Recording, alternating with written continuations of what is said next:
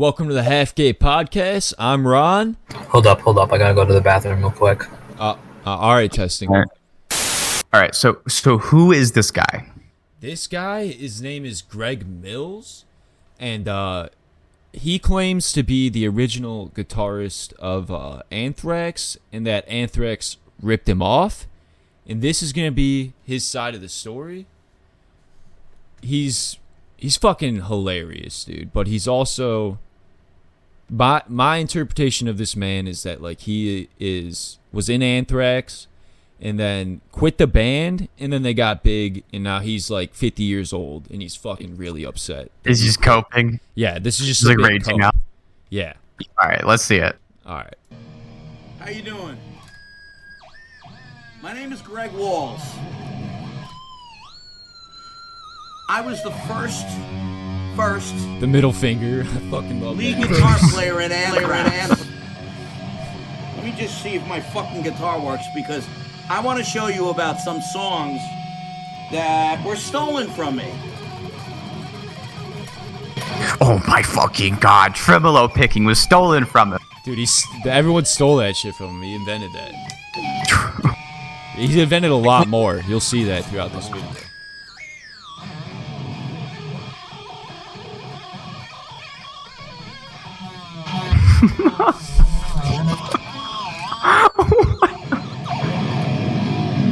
Okay, I guess my guitar works.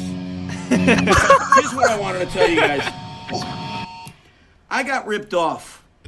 When I was young, I was in Anthrax. I started that band with Scott and with Greg D'Angelo from White Lion. I have an internet interview, but I'm going to try and briefly show you. On the first album, Fistful of Metal, I wrote Metal Thrashing Mad. I wrote it. And I wrote Panic, and I helped write the rest of that album. And I wasn't given any credit, and Scott went and copyrighted my fucking songs. I'm finally going to say this.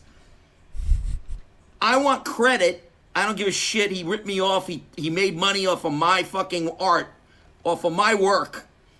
And I have to say and tell it like it is. And I have to be blunt. I apologize to people who are not going to like this, and the fans. And thank you for the people who support me. But I had to say something before I fucking drop dead. Okay? The casket's already picked out. But seriously. Listen, it's Tony, the producer of the Half Gay Podcast. Obviously, as you can see, there's going to be some technical difficulties tonight with the audios and such. I'm new to this. I'm learning. You know, don't at me about it in the comment section. Fuck off otherwise. Have a good night. Enjoy the show. I got really ripped off bad, and you know, just no mention of me whatsoever, like I had nothing to do with anything. I was there in the beginning when that band formed. Neil Turbin joined the band because of me. Greg D'Angelo was my friend. I brought him in. Denny Lilker and Scott were there. At that same time, Metallica came to New York. And Metallica, the first time that they played, they came down and talked to me. I was there first. He invented Metallica. A music building where we all practiced rock. Metallica was on the 5th floor. We were on the 4th floor. They were right on top of us. They came down and talked to me. Nobody else was there. I got there early. I went upstairs, listened to a set. Cliff Burton was on bass, and Dave Mustaine was on lead guitar, and they played it without any vocals. They played me the whole set, and I sat, and I was like, these guys are so fucking tight. John Zazula brought them over from San Francisco. So growing up, I knew all these guys that made it huge, you know. Nobody knows what the fuck I am. And I just finally had to say something to get this off my chest. I'm not doing it for, I don't know, what stupid reasons that other people do stuff. I just want to tell you finally, I want the credit. I wrote these songs, and I want to show you how I wrote them. So nobody can bullshit anybody and say any nonsense. Because you sit Scott Ian Rosenfeld down, he won't be able to show you how he wrote them, okay? So let me briefly go through this. I was very into Ted Nugent back then when I was a kid. Big Stranglehold everything was bouncing off the A, the open A. So everything was like... Oh shit, he's playing some Ted Nugent. He right invent as that a shit too? stranglehold ready, storm troopers coming my way, right? And you know, Singing voice of a god. that's all, True. you know, cat scratch fever and all that shit. So I was into all of that kind of stuff. I like Riot, all of these kind of riffs. Hell yeah, dude. Right, okay, so all of those kind of riffs, it's all bouncing off the A, and there's certain things sort of that are my style. They're walk downs that's like every single fret going up or going down. You did not. You did not invent the chromatic scale, you fucking idiot. No, you didn't. I think he the did. frets are already like that. I'm pretty sure he invented was it. a song that I trust him. Metallica stole it from.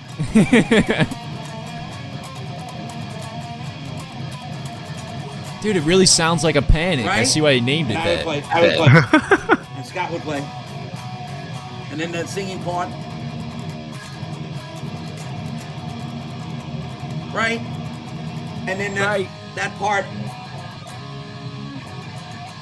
I didn't write just a riff for that song, like people say. I didn't write the riff to that fucking song. Scotty and he's a fucking jobber. It was all me.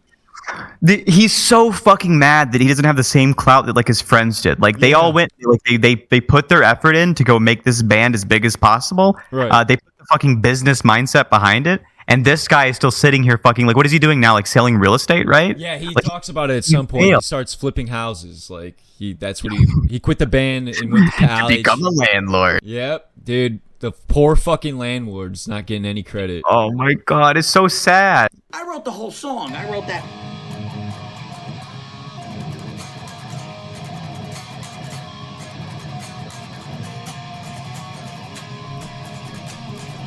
That's all mine. And even before the lead, that Oh shit, they stole that, dude. He created that. that's mine too. The whole thing is mine. So these guys ripped me off, and they went and actually copyrighted my tunes. I cut my hair. They went. Hold on. They went and copyrighted my tunes. Does he think you like go to a patent office and copyright something? He doesn't realize if you publish something, you just have copyright. Right. That's like you don't go like you don't file for copyright. You just have it. Yeah. He has. How does he think that like the actual narrative that he's constructing could ever make sense in real life? This dude's like a wacko. He can continue. St. John's University, so and stupid. I flipped houses the rest of my So life. fucking- I did very There, well. he said it. But I still played with flipped houses. Piercy I and did other real people well. and did other stuff. But I wasn't a nobody rock knows star. about What the that. fuck? I had Nobody to get it knows off my me. chest. And also, it's like I said, a walk down, which is I created this right here. A walk down. You hear Every that? fret. Every fret. You fucking do it. Me. show you I did that. in Metal Thrashing Man. Now, Metal Thrashing Man, I said it's bouncing off the A. Right? There's the walk down. Every fret. Same thing. Shit. Which is what I do. I do a lot of. That's what I fucking do. I love it. Way It's of my doing style. things. But also, I got that riff, really, the inspiration from that riff. I wasn't crazy big Moody Blues fan, but I liked one riff they had, and that was... Sorry. Can you guys see this?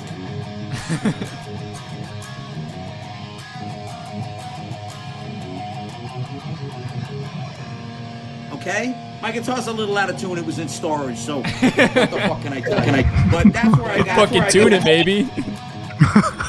See? And here's the walk down.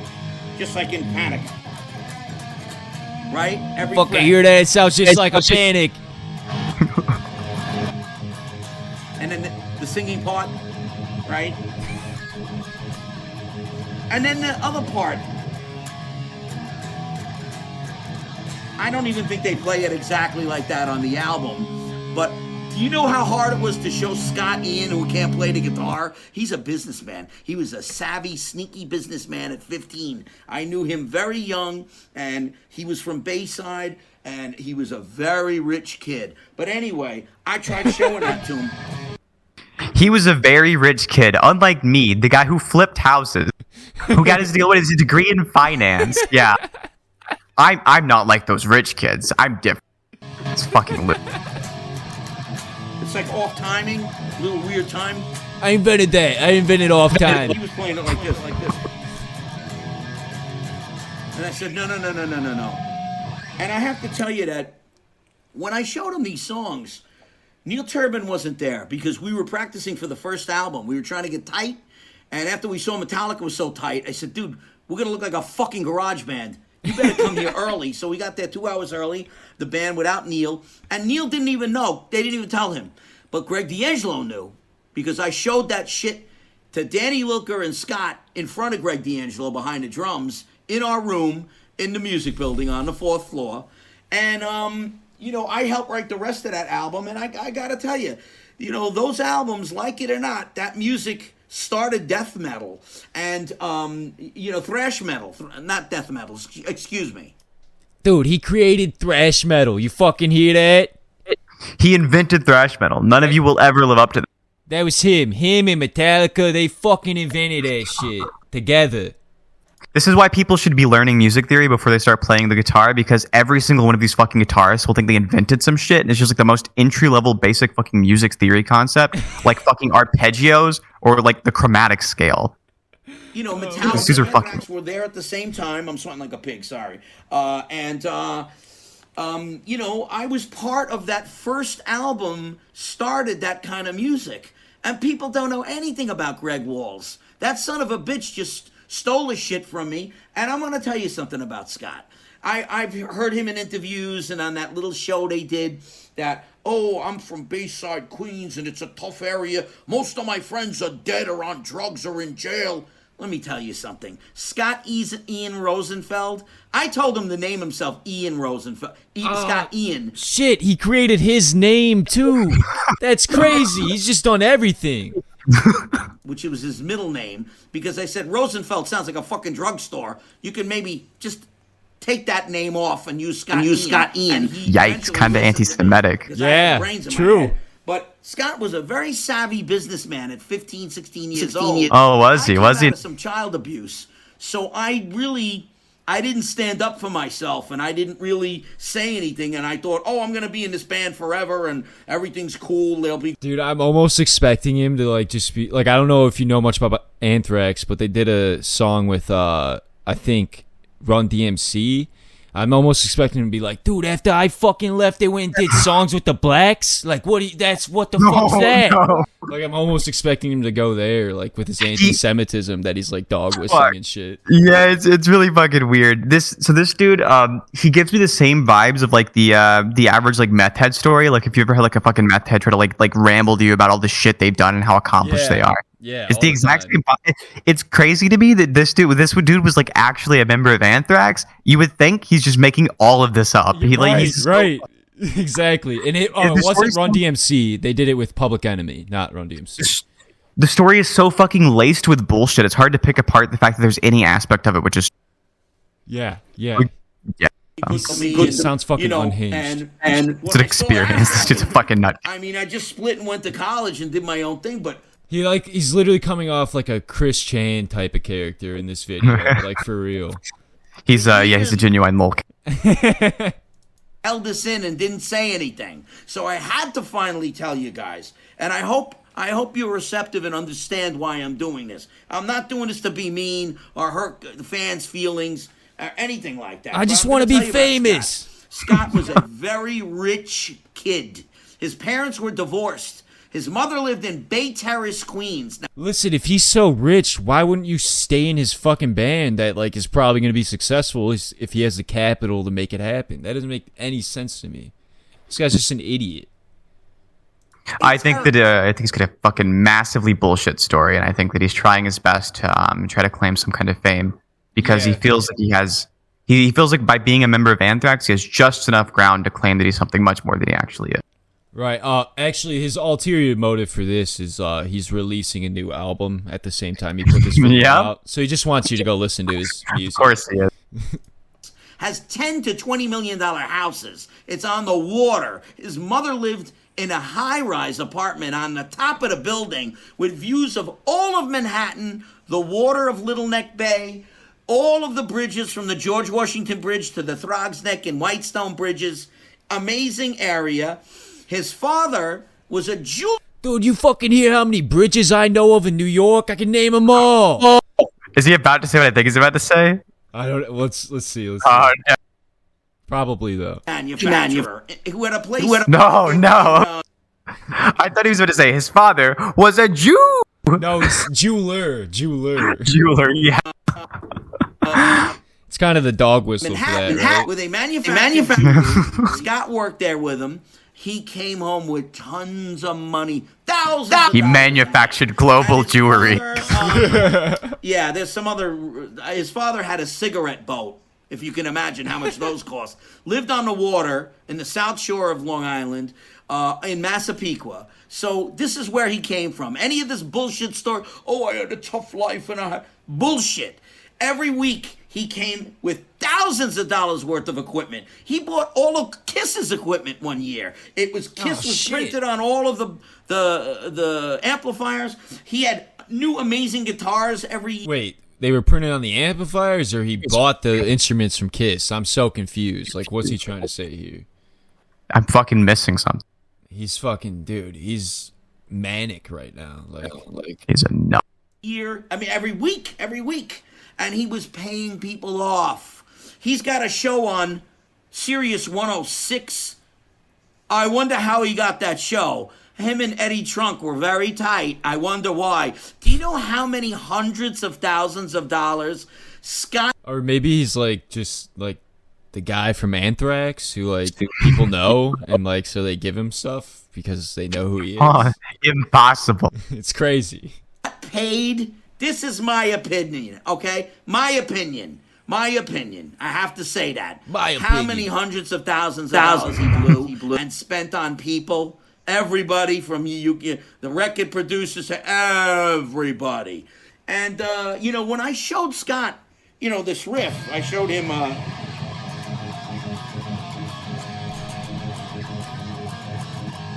Okay, they were like, let me see. Oh, let me see. Oh, play it again.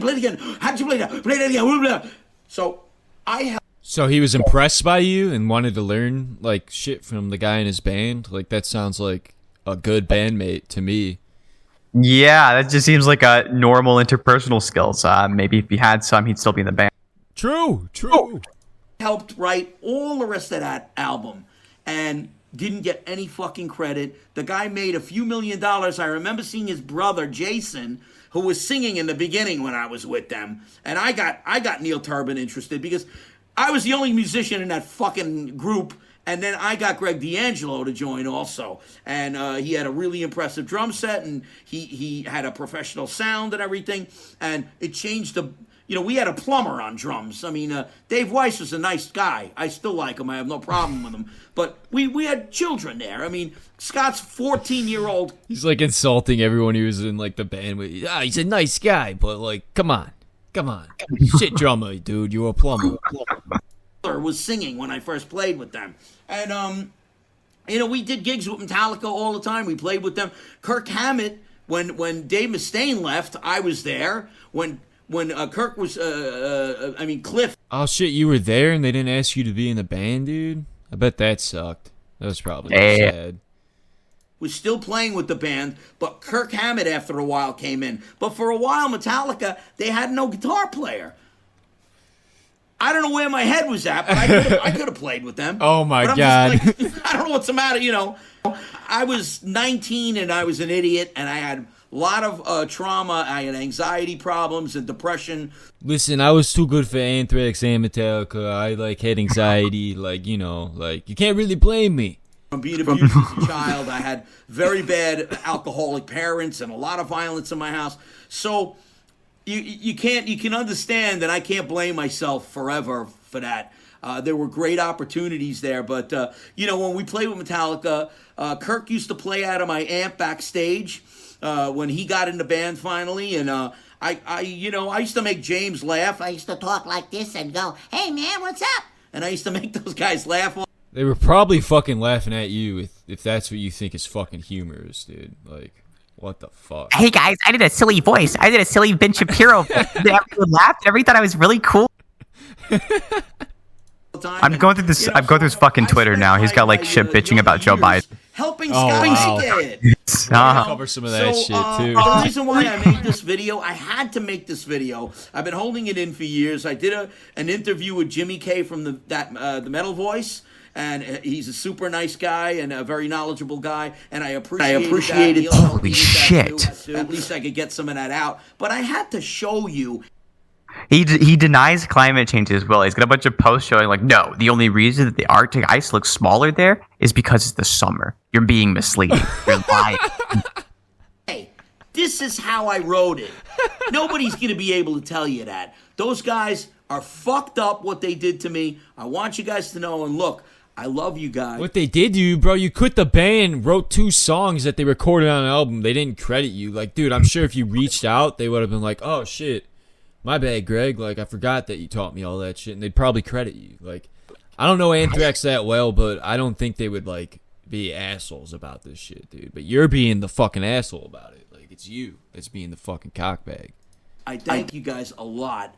And the ones who have said really nice shit to me over the years and supported me, I really appreciate it. And maybe one day I'll be able to do something again. But I do have an album out with 6 songs. It's called wallsofsound.net. And Mark Stein, the lead singer. Maybe I'll be able to do something someday. But yeah, I mean, I do have an album out. Like, oh, fuck it, please. Like, please. Why? Please come spend your money on me. That's what this all is for, so we can get some fucking clout so we can get some more money. Yeah. Fucking piece of shit human being. That's fucking all I have for Greg right now. But I'm sure we'll cover him again in another episode.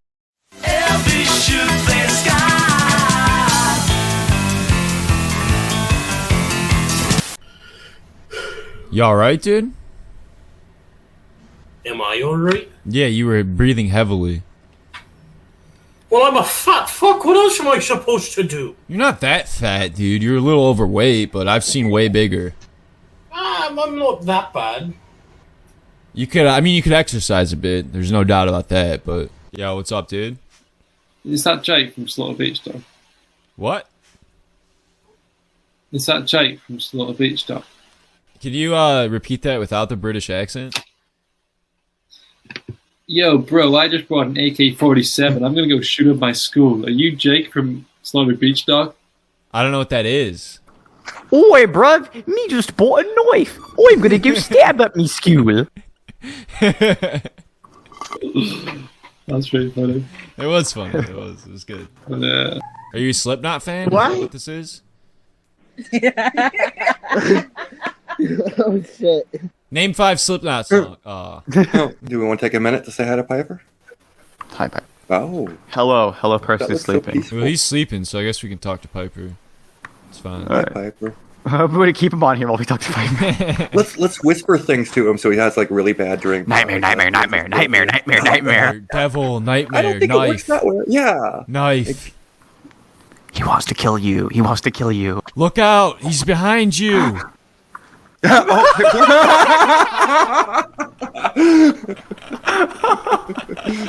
Sorry, bro. Sorry.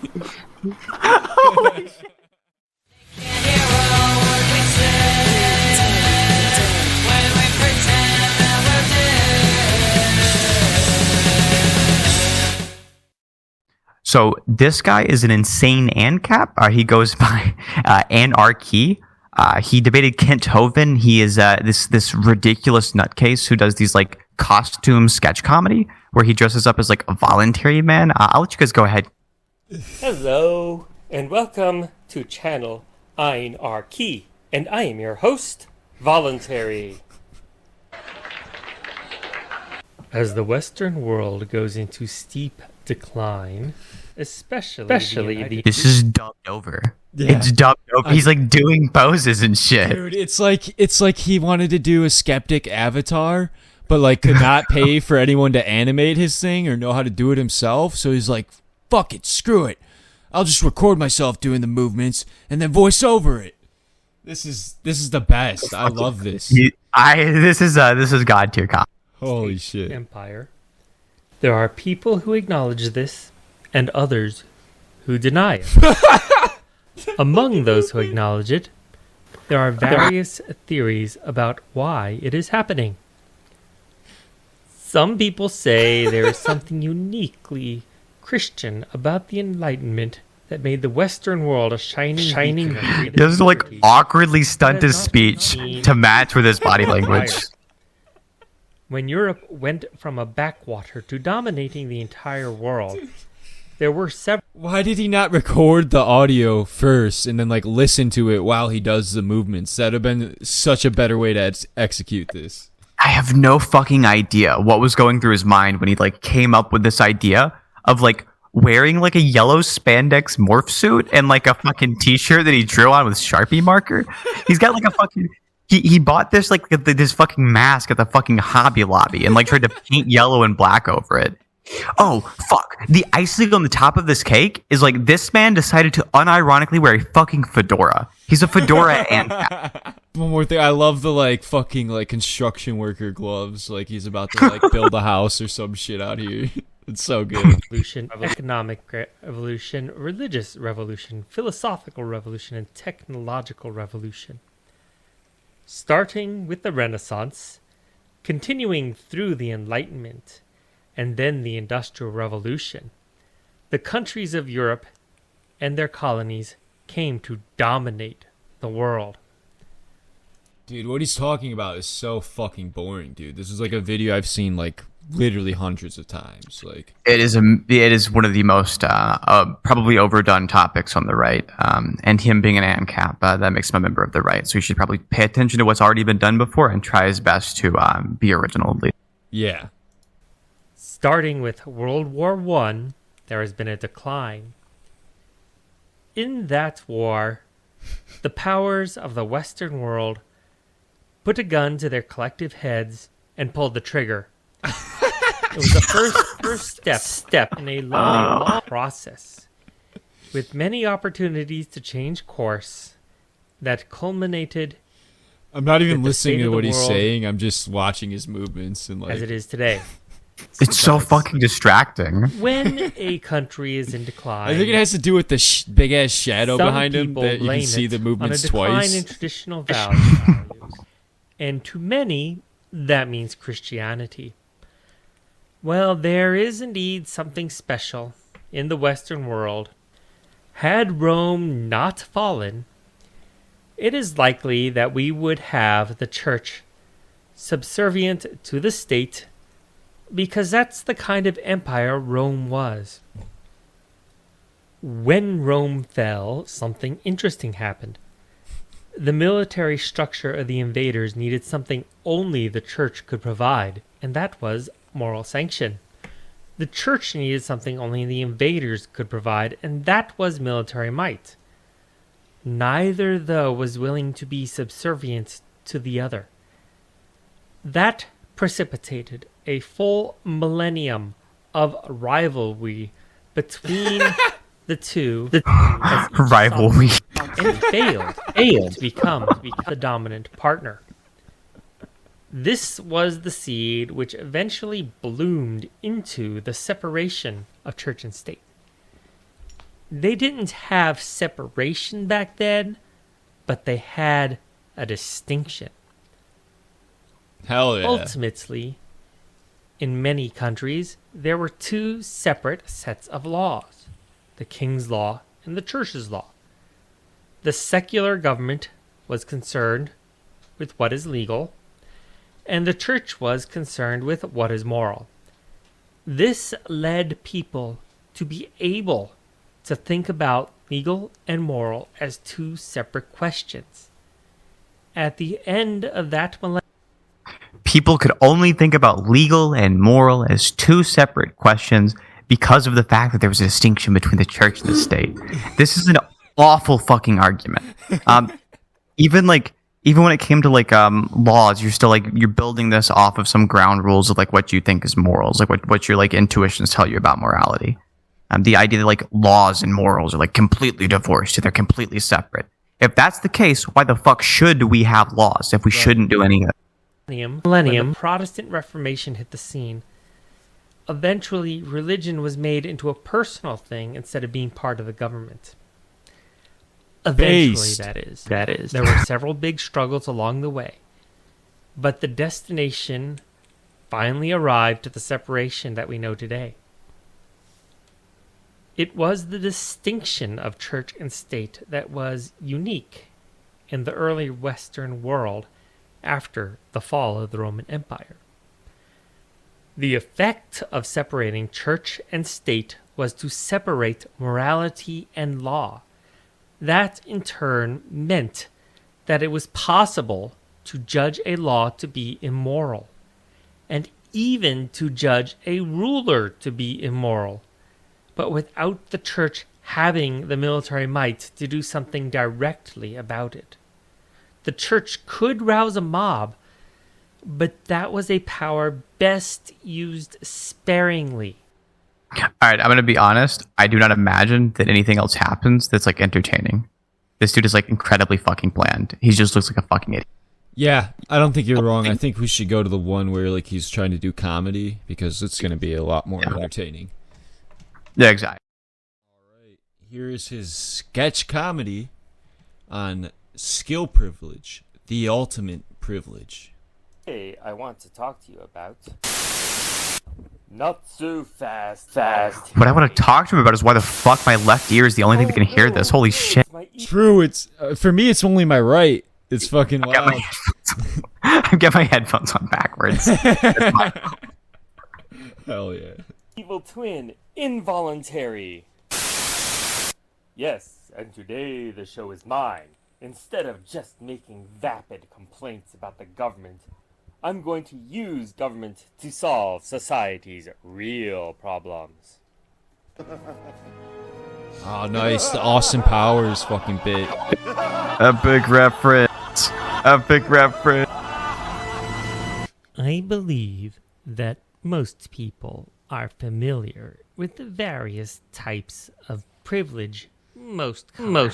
I like how he's trying to make his voice sound gayer and it just doesn't work. White privilege, straight privilege, cis privilege is the most common. People also discuss thin privilege, height privilege, intelligence privilege. Shout out to his fucking red construction gloves, dude. That's sick. he bought a new pair just for this character. That's awesome.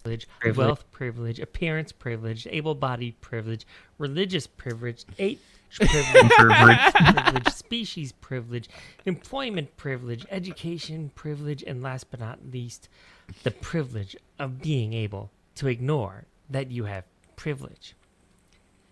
But those are not the ultimate form of privilege. There is one that ranks above and beyond all the rest of those, and it is the worst form of privilege. It is skill privilege. I don't know if the joke is supposed to be that like a skill is not a privilege. It's something like you earn, like you learn something and then you become skilled in it. Oh, the joke is just lefty's dumb. It's just straw manning the other side because he's upset that somebody online made fun of him in an argument. Yeah, I don't think he even understands that like skill and privilege or like have that relationship I was talking about. Like I don't like that could be like a good joke, but I don't even think that's what he's trying to accomplish. I don't think so. If there's something you can do that other people can't do, you have a skill that other people don't have. It can be anything. It doesn't even matter what it is, although some skills are apparently more valuable than others. Those who know how to play music have an advantage over those who don't.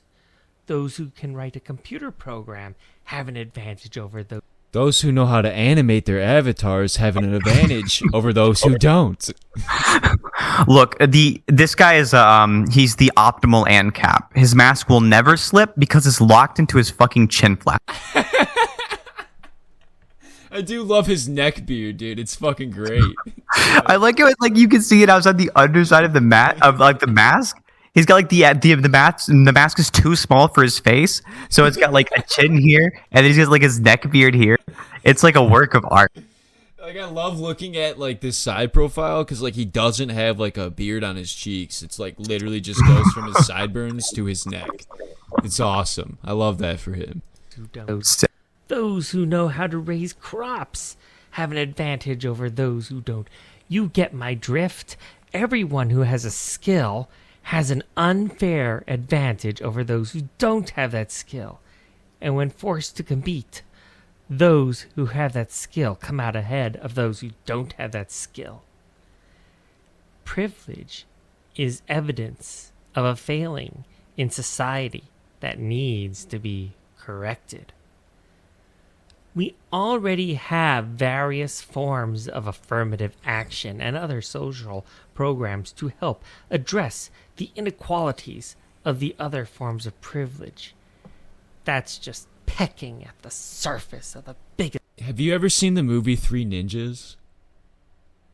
I've never seen that movie. All right, we're gonna have to watch that tonight because the masks that he wears in these videos literally remind me of the masks these kids wore in the movie Three Ninjas. It's fucking like spot on, dude. We'll watch that tonight. Form of oppressive privilege.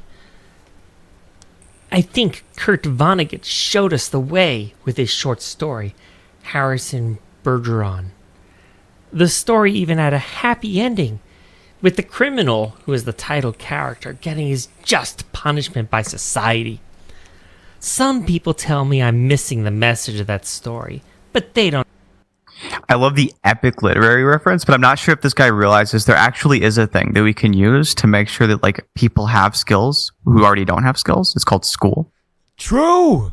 Wow. I wonder if you ever thought of that. I don't think we're quite ready for that yet as a society, though. So we'll have to search for other solutions. So in the meantime, we really need to strengthen and refocus our affirmative action programs to deal with this.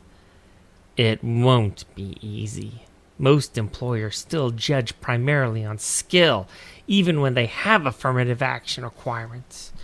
If forced to hire... That's not fucking true. Most employers like hire on like how little they can fucking pay you to exploit your labor. That's like...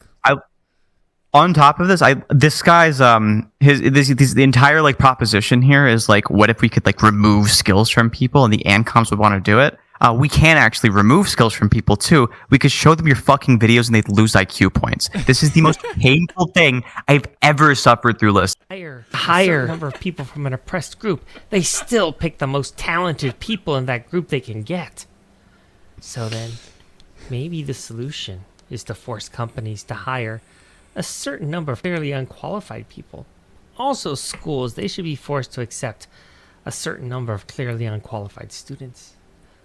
Or perhaps there should be a punitive tax on those who have essential skills, and a subsidy to those who demonstrate that they don't have any useful skills.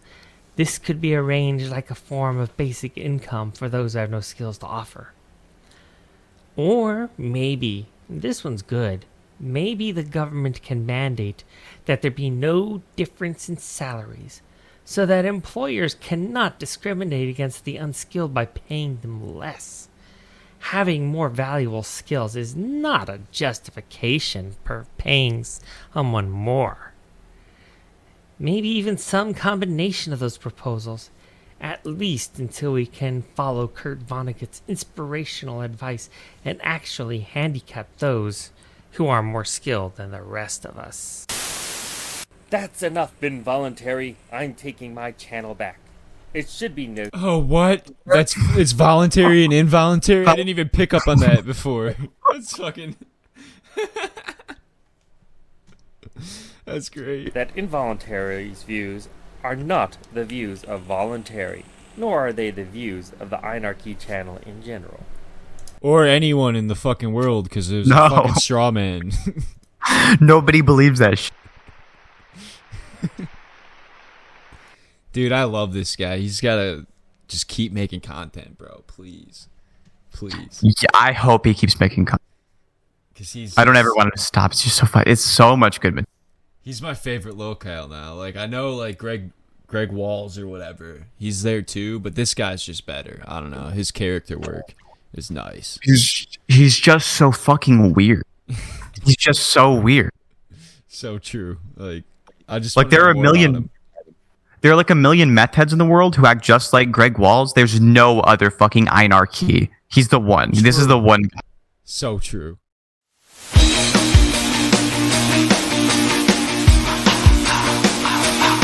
I was was a teenage anarchist. Got any jokes? I know you're a joke teller. Oh, do you want a spicy one, mate? Yeah, give me a spicy one. Alright, why don't Jews eat pussy? Why don't I eat pussy? I do. No, why don't Jews eat pussy? Oh, Jewish people. I don't know. What is It's it? too close to the gas chamber. You do this one every time. Bingo. Okay, Seinfeld, you got anything new? Answer. Alright. Easy. I can see he's a connoisseur. What do you call it when a gay man is murdered? What do we call it? A homicide. Oh man. Oh. You haven't gotten a new joke in a month, bro? It's been a month since I've seen you. And you don't have a new one? Mate, I'm old fashioned. Give us a third one. Give us your third joke. Yeah, let's get another one. Alright, third time's the charm.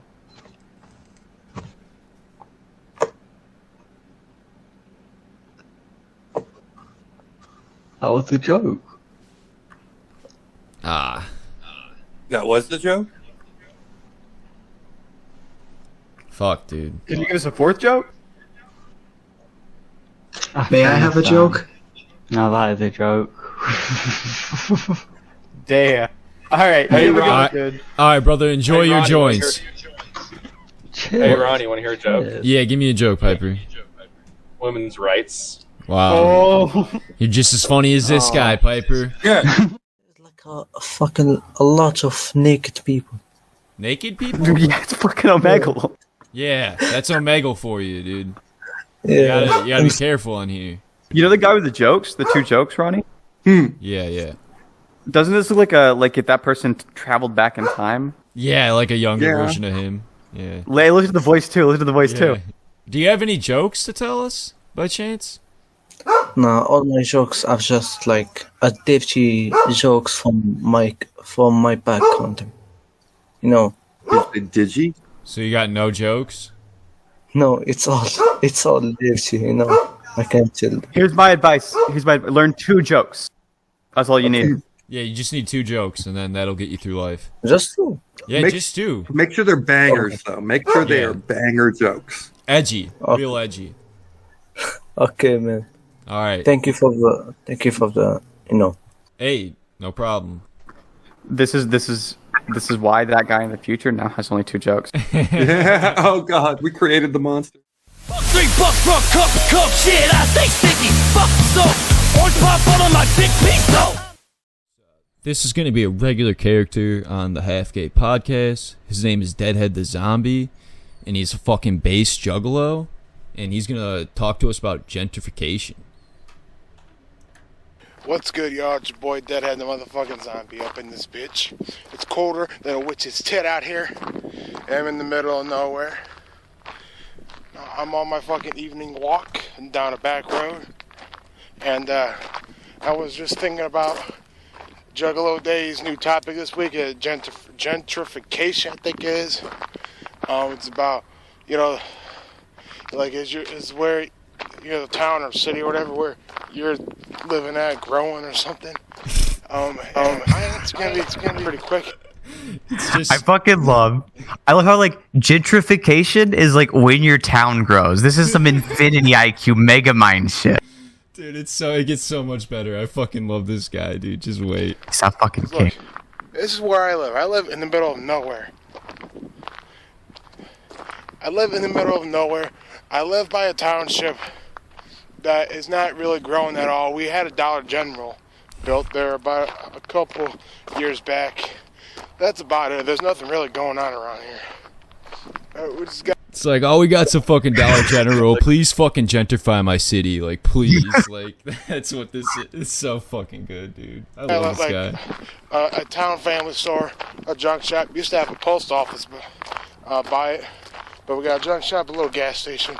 I think like a slaughterhouse. Damn, they lost their post office. That's actually kind of sad. Like, that sucks. That is kind of sad, but damn it, like that is a low rent area. Like, holy fucking shit, losing your post office. True. It's terrible. Out here somewhere, and we got like a Dollar General and a couple churches. That's about it. And we got a bunch of farming and farmers out here and shit, and mechanics and whatnot. I live in the middle of nowhere, and really, I don't really think out here is really getting any bigger. And then of course, I live by my own high school and shit. But yeah, we really ain't got shit out here. And if it's growing, it's growing at a very, very, very slow rate. But yeah, besides that, out where I live, it's not really growing, not really shrinking. It's just existing. And I live on. It's just fucking stagnant. I like how he's like framing this as like debunking gentrification almost. He's gone from this gentrification is when the town grows to like gentrification can't exist because my town's not growing.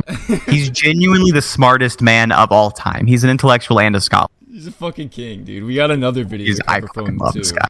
He's so good. On a back road, a really shitty back road. God. But yeah. So that's my opinion on gentrification. I still don't really know what that word means. What a fucking king. He didn't even like Google it before this. He saw another juggalo talking about it. It was just like, I gotta make a video on that shit, dude. I fucking love this man. He's so good. I love him so much. Yeah. I don't really live by any major cities, but I'd say the closest one is Cleveland, and that's still like an hour Yo, shout out to Cleveland. Go fucking dog pound, baby. Let's go. drive from here, yeah, and all that shit. But yeah, so that's it for gentrification. I'm gonna keep an eye out and see if any more juggalos or juggalettes come out with any dope topics to talk about. Fuck yeah. Yeah. So it's your boy Deadhead the fucking zombie. On. Wait a second. I can't zoom in. This is the best part. That's scary. A tree back there. Back there. Back there. That's my spot. My thinking spot. You know, when it's not cold as fuck out, that's where I smoke too. But yeah. Smoke tobacco products. Tobacco products, the classic. We all know what that fucking means, bro. He's getting down at that tree, dude. That's bass. So that's all I got. Hope you guys enjoy this very short fucking video. Shout outs to Juggalo a day. Whoop whoop. Peace, bitches. Hearty tartar, bitches. Hell yeah. I love that ending. Hearty tartar. I'm a big fan of this guy. Yeah, I have no idea what the fuck that means. Alright, so we got another one by Deadhead the motherfucking zombie here. Whoop whoop. He's got the Hatchet Man hat. And in this video, he's giving us an update and an apology. We'll see what's up with that. Holy shit. Hey fam, it's your boy Deadhead. Just recording another video update.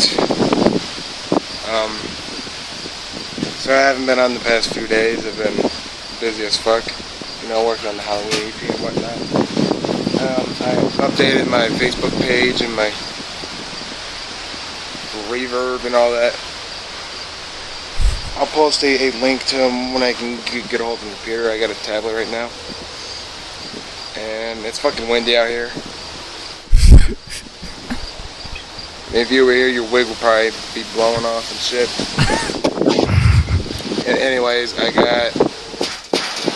fucking loves that he calls a head a wig. That's good. Which was my birthday on Saturday the 11th. Not that y'all care. Oh shit, happy birthday, But Deadhead. I got Killjoy Club, Reindeer Games, Hell's Pit, my CP,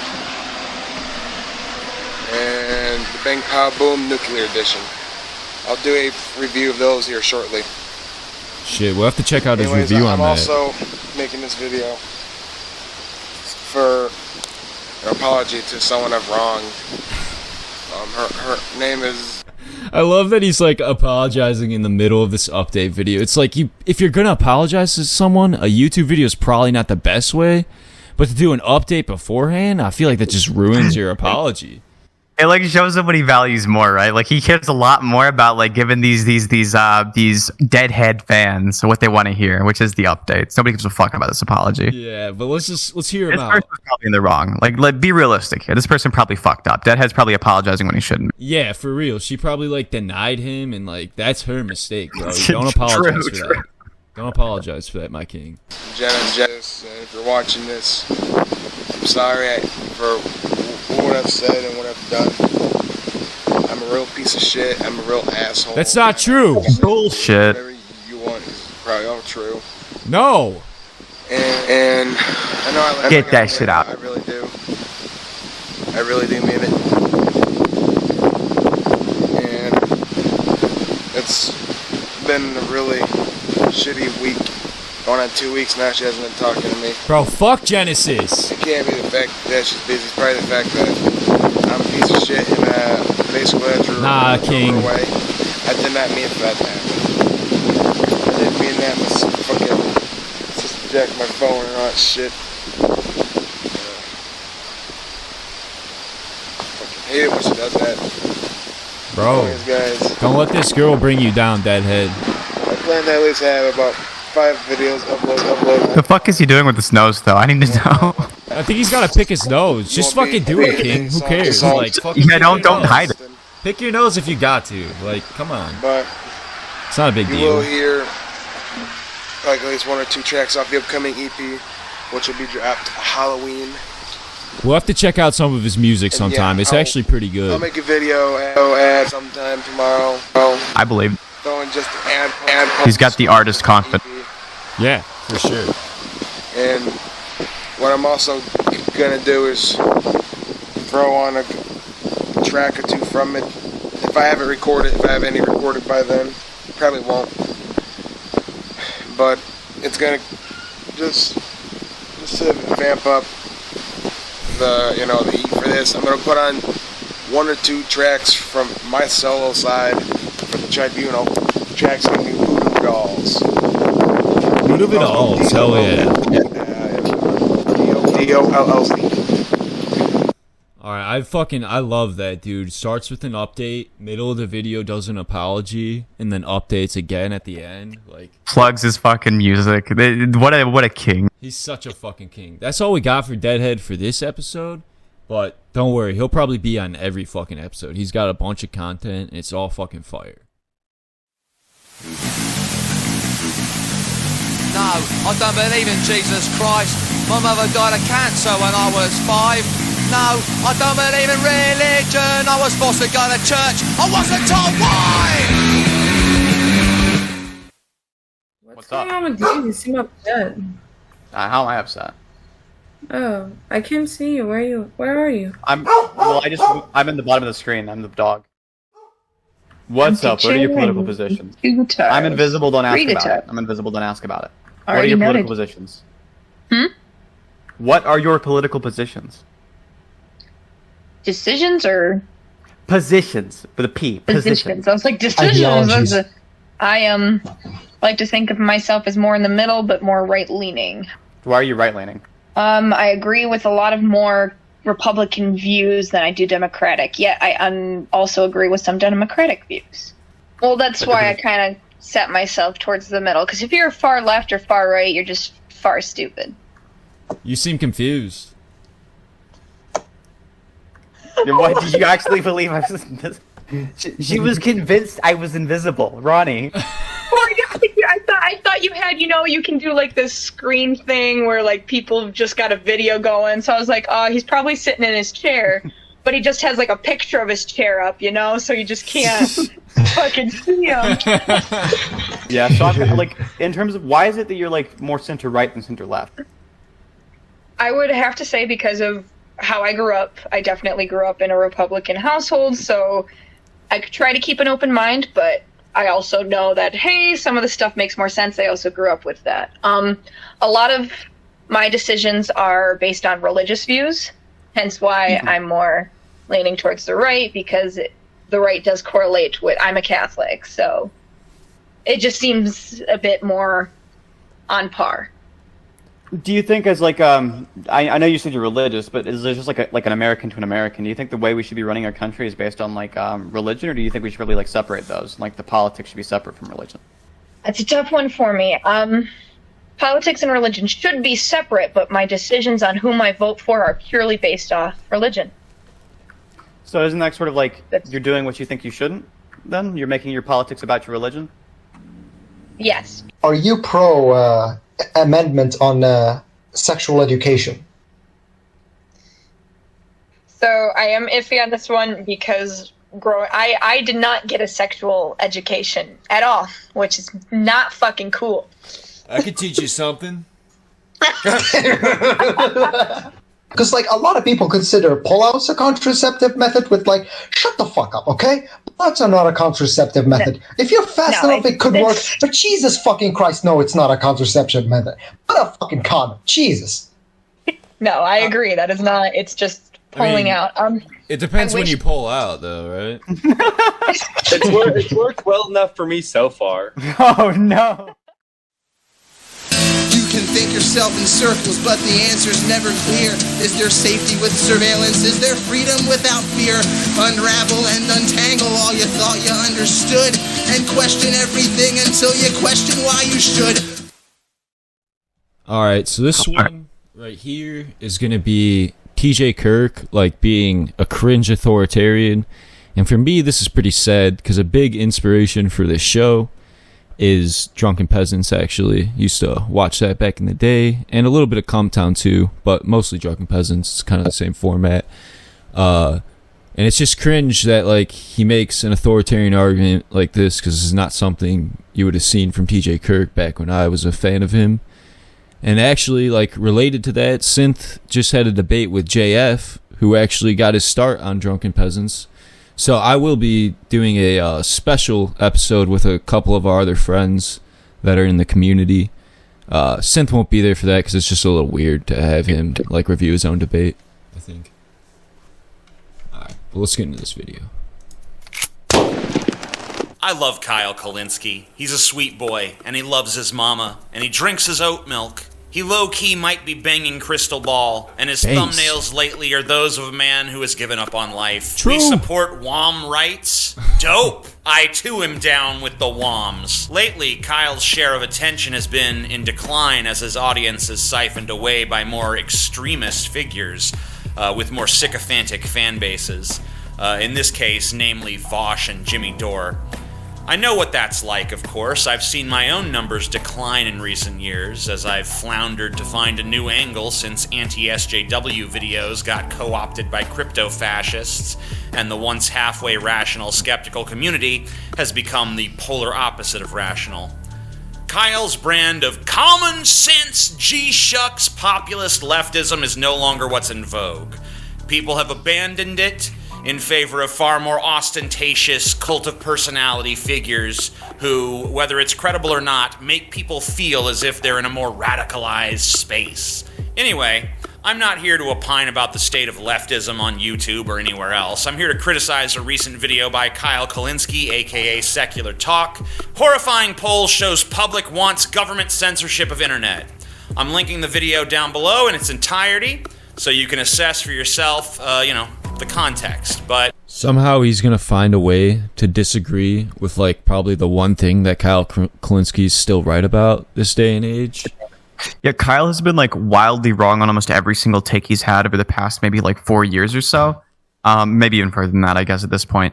But it's astonishing to me that the one time that he somehow, like lightning is struck in the same place twice, and Kyle Kulinski has managed to be correct about something.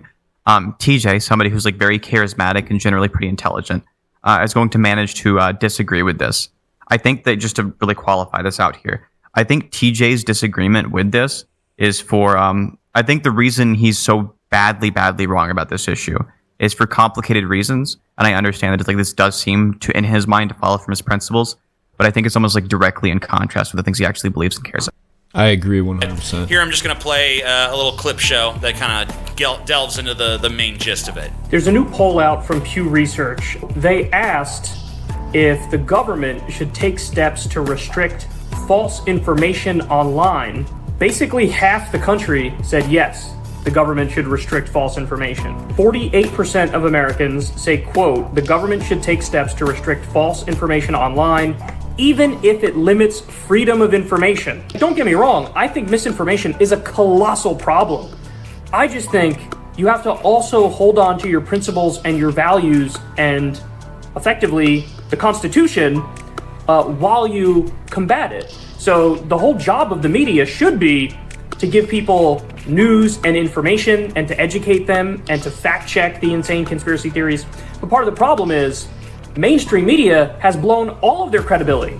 So nobody is believed, or very few people are believed, when they check the incorrect conspiracy theories and when they check the COVID misinformation. So, I mean, this is a disastrous poll. And, I mean, just stop and think about it, guys.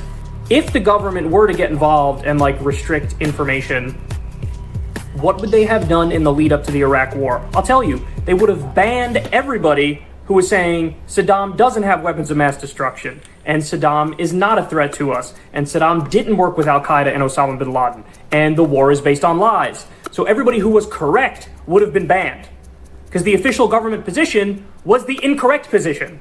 So you just can't police this stuff. It's not possible. There is no Ministry of Truth. Who's going to fact check the fact checkers? Who's going to watch the watchmen? You guys have heard me say this 1,000 times over, but I'm honestly astonished that the numbers are this bad on this question and that it's even worse in left-leaning circles. So listen, I know sometimes I sound like a broken record, but that's on purpose. I need to be a broken record on this stuff because it's just that important. So get out there.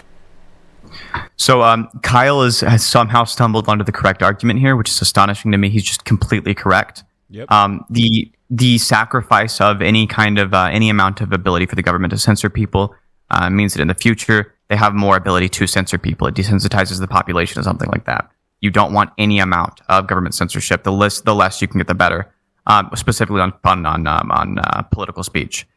Government censorship over things like outside of political speech are wildly different. You do want them censoring, for example, like child porn. Yep. You absolutely do not want them censoring political speech, even if it's the awful, miserable kind, even if it's lying on the internet. True. You don't want the government to be the deciders of what is and isn't true. The specific poll he's talking about shows about a 10% rise in the number of people over from 2018 to 2021 who say that we should take steps to restrict false information online, even if it limits freedom of information. It was 39% in 2018, and it's 48% in 2021. I think a massive reason why so many Americans have started to feel this way is because of COVID in particular. We've seen people on the right do a really, really, really poor job at any kind of representation of or at any kind of actual regulations over good behavior, or go out and getting their vaccines is something they all seem to really heavily oppose. So I understand the intuition, I understand the impulse there, but it's so much more of an issue than the issue it will solve.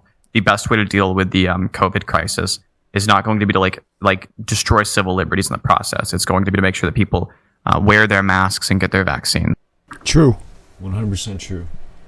And tell everybody you know, don't buy this. It's absolute nonsense. Stand by freedom of speech. Stand by the principle of it. I am very sympathetic to what Kyle is saying here. I consider myself to be a proponent of freedom of speech. However, I believe that people are entitled to their own opinions, not their own facts. If a person wants to say, I don't believe in wearing a mask because it's a violation of my freedom, that is an opinion, and I think it should be protected.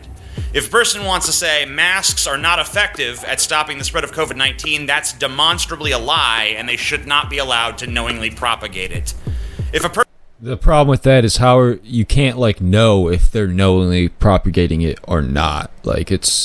You'd have to know their intent, and you can't know someone's intent. That's the whole problem with what TJ is going to argue from here on.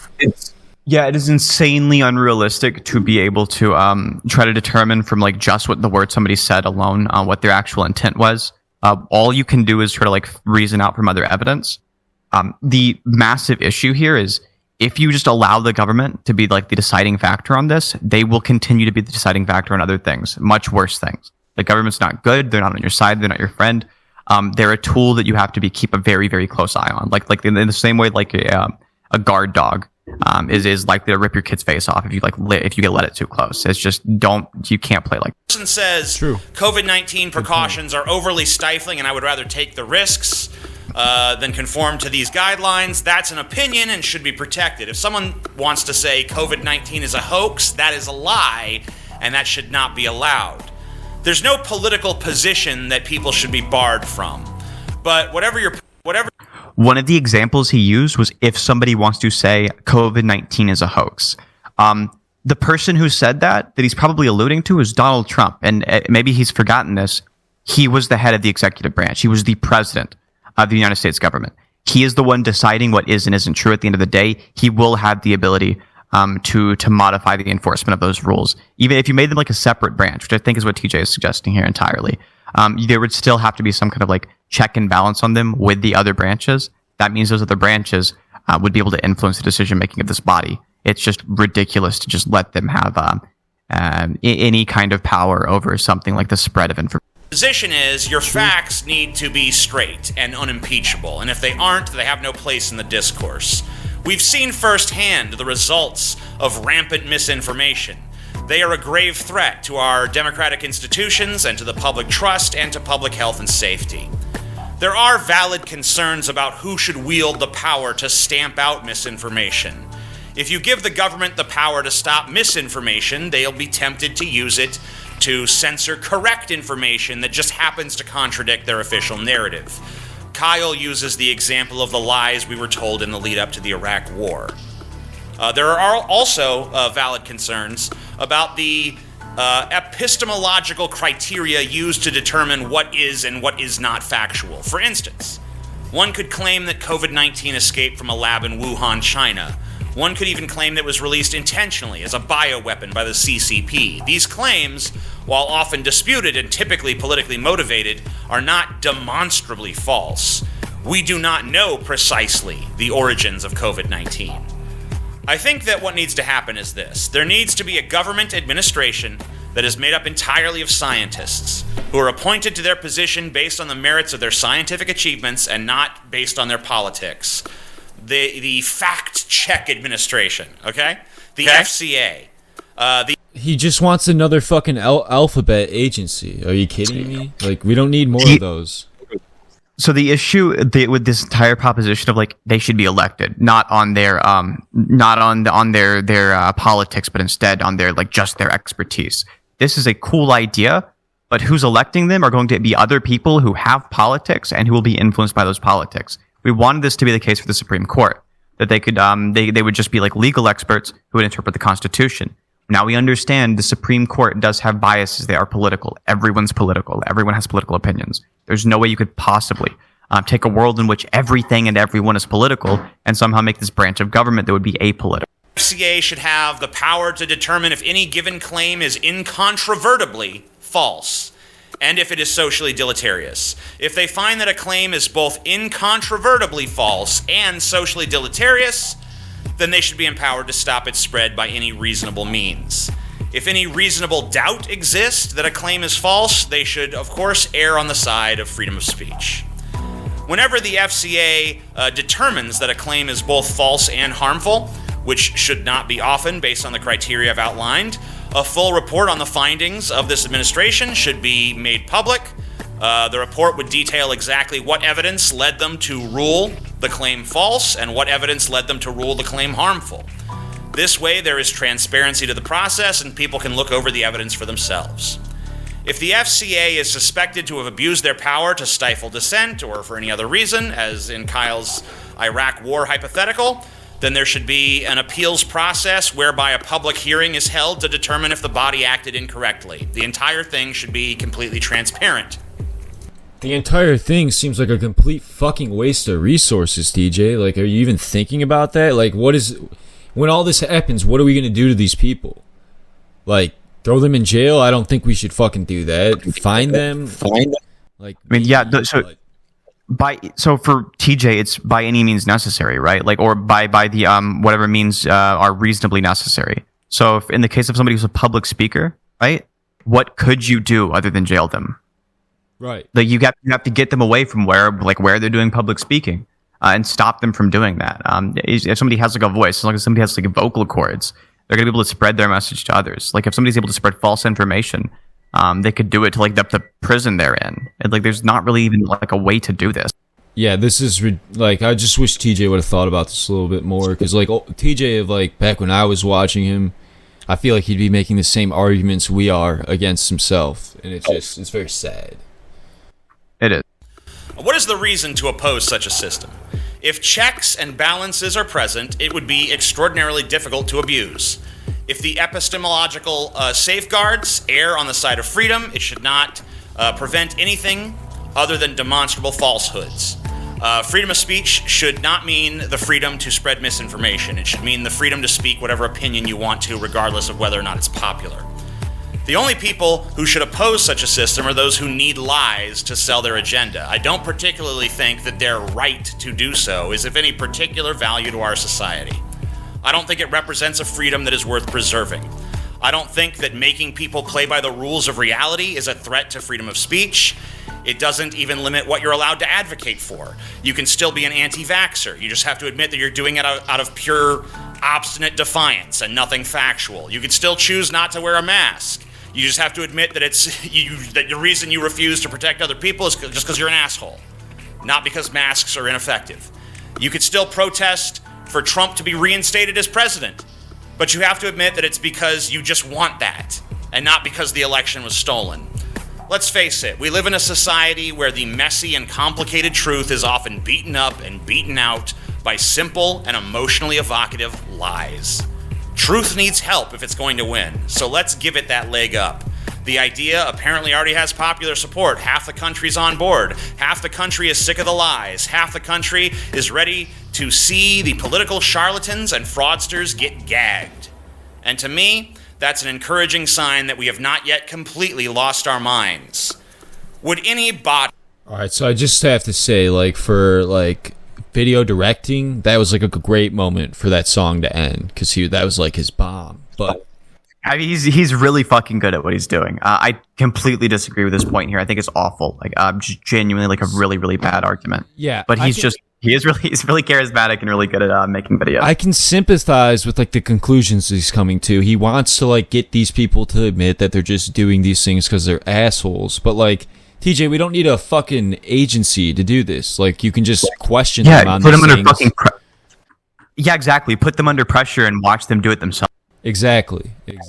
Like I just had you guys mentioned the earlier you mentioned like the debate with JF. I just had a debate with JF Gary Epi, who got us started in the Drunken Peasants podcast. He admitted in the debate all of his arguments were just post hoc. He didn't need any of them to justify his positions. Yep. The only reason he holds those positions are just because of his own arbitrary preferences. They will say it. They will say absurd shit as long as you press them on. Yes. You don't need a policing agency. True. It's just sad. I don't know how much more relevant shit he's going to say, but let's see. Empowered to stop misinformation need massive checks and balances? Of course. Would it need to be extraordinarily transparent and open to public scrutiny? Yes. Would it need to prove the falsehood of a statement beyond any reasonable doubt? Yes. Is it impossible to do so? No. Is it a threat to civil liberties? No more than any other power structure, if it's done correctly. So I think Kyle is dead wrong on this. So no more than any other power structure. TJ knows that means the answer to that question is yes. TJ, I know he has to know that, like, if it's just as much of an issue as any other power structure, that's an issue, a massive. He is arguing principle over practicality. He is arguing this position as if the last 2 years had not happened. His take on this issue, in my view, leads us further down a post-truth rabbit hole where facts and reason no longer matter, and our civilization, our democracy, our freedom will not survive under those conditions. That's my take, but I'd love to hear your thoughts. Do you agree? Do you disagree? Is there something I'm just not seeing? Is there something you'd like to add? Well, I think we did that for you, TJ. Hopefully you do see this. But now we're going to go into our last video that we're covering. And man, I'm excited for this one. If you were a fan of the Drunken Peasants podcast, you should remember Gail. Let's see what she's up to today.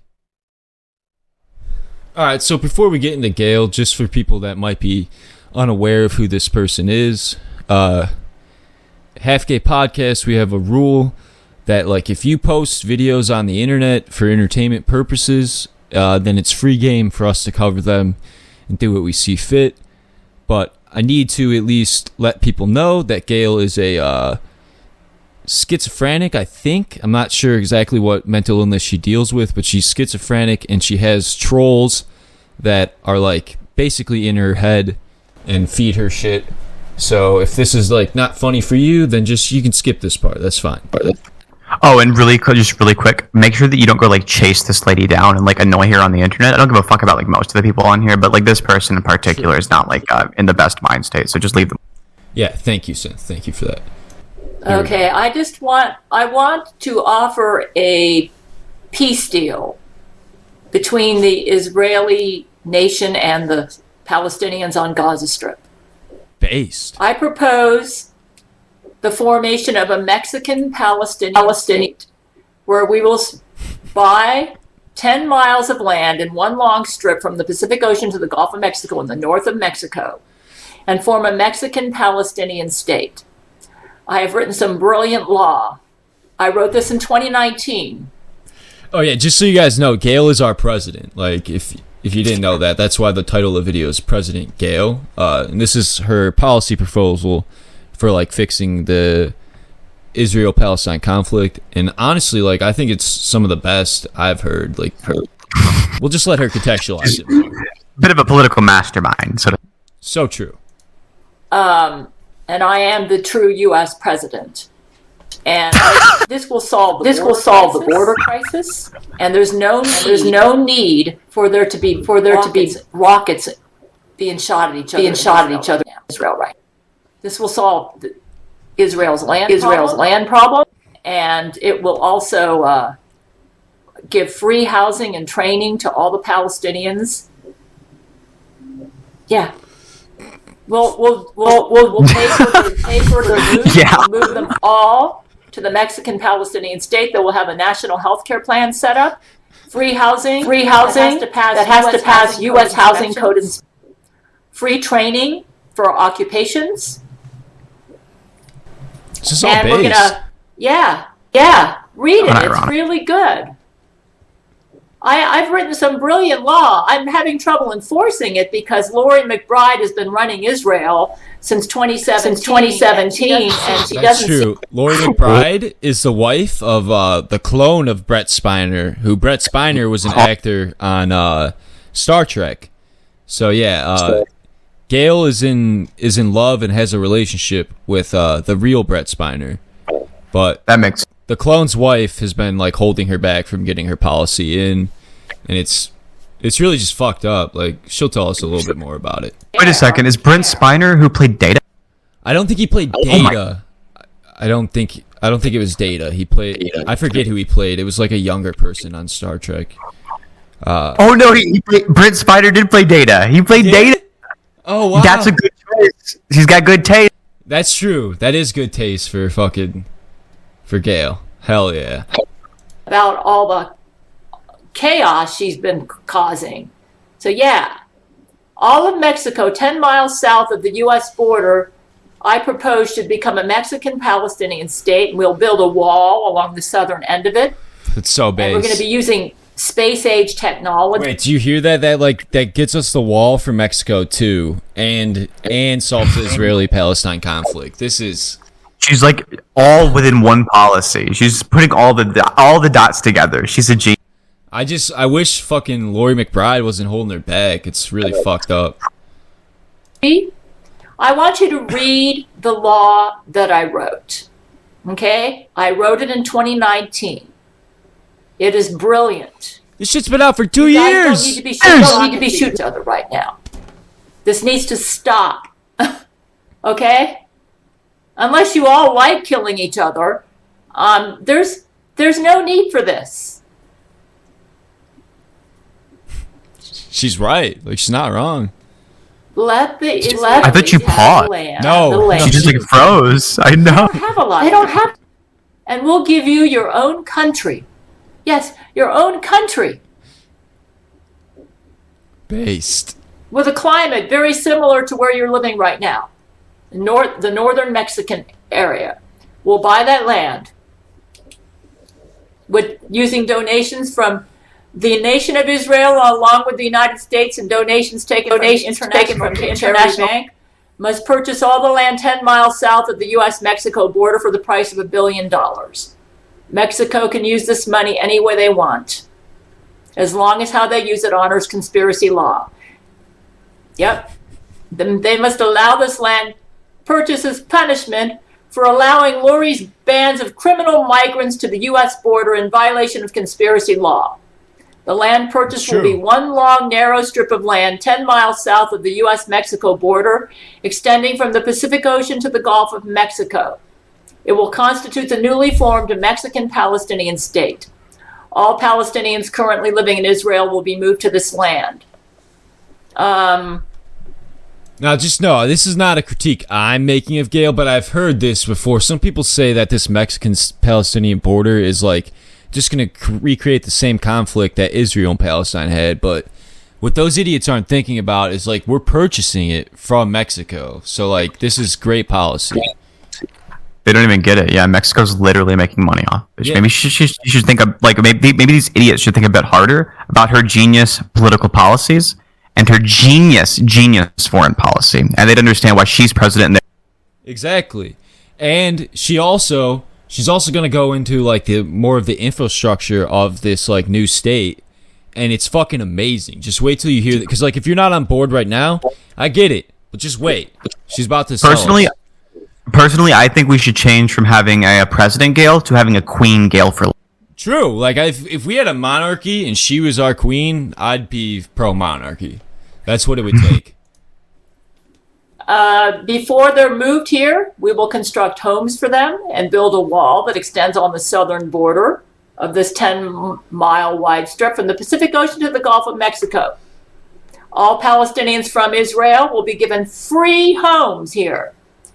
That has to be inspected to pass U.S. construction laws with safe and healthy electricity, plumbing, etc., and be large enough for the needs of their families. If they're not trained for a job, they will be immediately put into a free training program. Free. And while in training, they'll receive free housing. I'm pogging in real life. Internet, electricity, food, and utilities. Once the training is finished, the free utilities, internet, and food will end, and then they have to go to work and earn their food, internet, and utilities.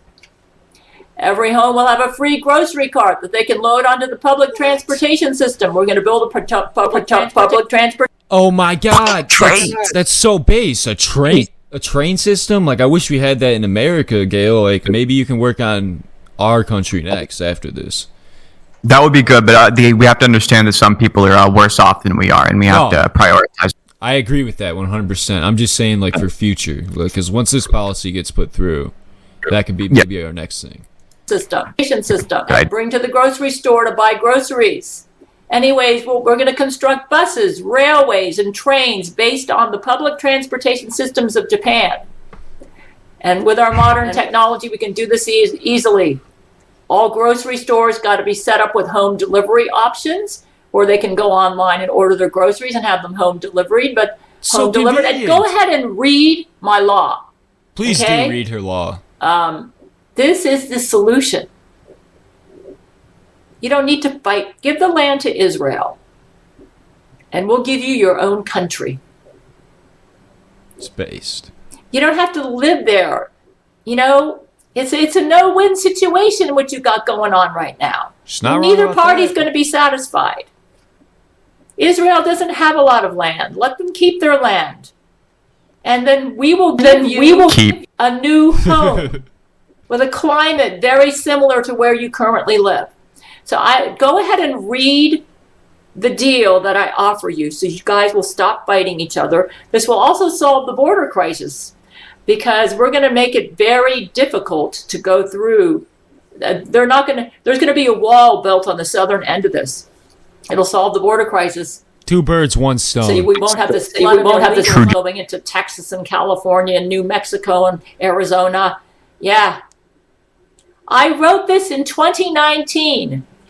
I have written brilliant law. The reason why law hasn't been enforced is because Lori McBride is basically trying to be the U.S. president, and she is no good as U.S. president. True. and she's trying to usurp my leadership. This is the solution. You guys need to stop fighting. Read the law. I'll have a link to it underneath this video.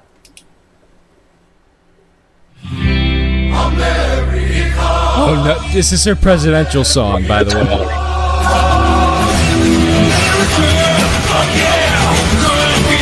I salute my president. I love my president.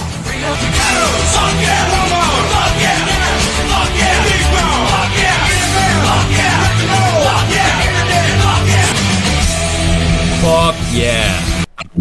Fuck Hell yeah. yeah. Great. Hell yeah. So that's it for episode 1 of the Half Gay Podcast. Like, subscribe, all that shit, comment, and we'll be back to review Since Debate with JF in just a couple of days.